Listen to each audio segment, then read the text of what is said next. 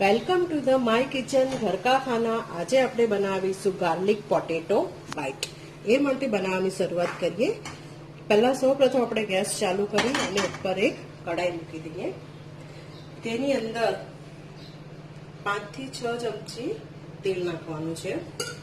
હવે જે મોટી સાઈઝનો જે બટેકા આવે છે, મેં મોટી સાઈઝનો એક બટેકો લીધો છે, તેને આપણે છાલ સાથે જ આવી રીતના ઊભી ચિપ્સ આવી રીતના આપણે એને કટિંગ કરવાની છે। એને ધોઈ અને મેં આવી રીતના કોરા કરીને લઈ લીધા છે। 10 થી 15 કળી લસણને આવી રીતના ચોપ કરીને લીધું છે। હવે આપણે બનાવવાની શરૂઆત કરીએ। તેલ આપણું ગરમ થઈ ગયું છે।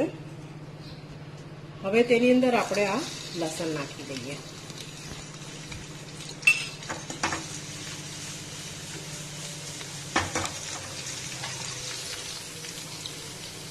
હવે આપણે આ સ્લાઇસ નાખી દઈએ।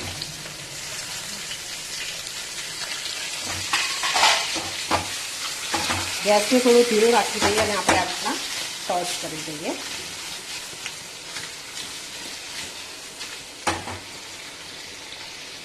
મીડિયમ તાપે આપણે એને ચડવા દઈએ। ઉપર એક ઢાંકણ પણ આપણે લગાવી દઈએ। 2 મિનિટ સુધી આપણે મીડિયમ તાપે આવી રીતના ચડવા દેવાનું છે, પછી આપણે ચેક કરીએ। હવે આપણે એને ચેક કરી લઈએ।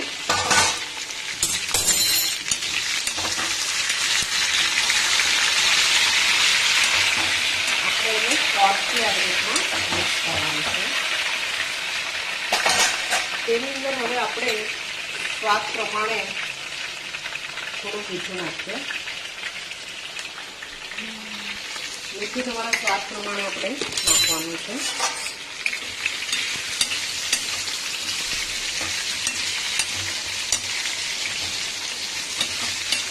મીઠી નાખી ફરી આપણે બટેકાને બીજું 2 મિનિટ સુધી ચડવા દઈએ।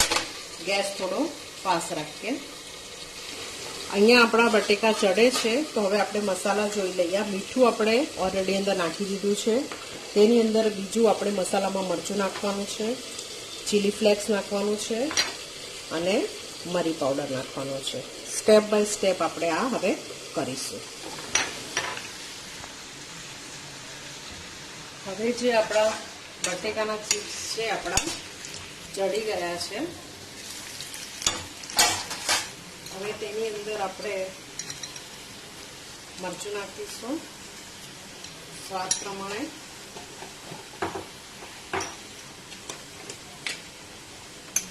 ચીલી ફ્લેક્સ નાખીશું।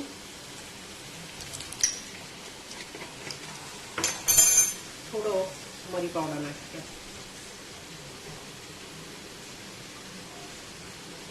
આ રેસીપી જરૂર એકવાર તમે ટ્રાય કરજો। ખૂબ જ ટેસ્ટી અને ઇન્સ્ટન્ટ બનતી છે। છોકરાઓને પણ ખૂબ જ ગમશે અને જરૂરથી લાઈક સબસ્ક્રાઈબ તો તમારે કરવાનું છે, શેર પણ જરૂરથી કરજો। હવે આપણે એને પ્લેટિંગ કરીએ। ગેસ બંધ કરી દઈએ।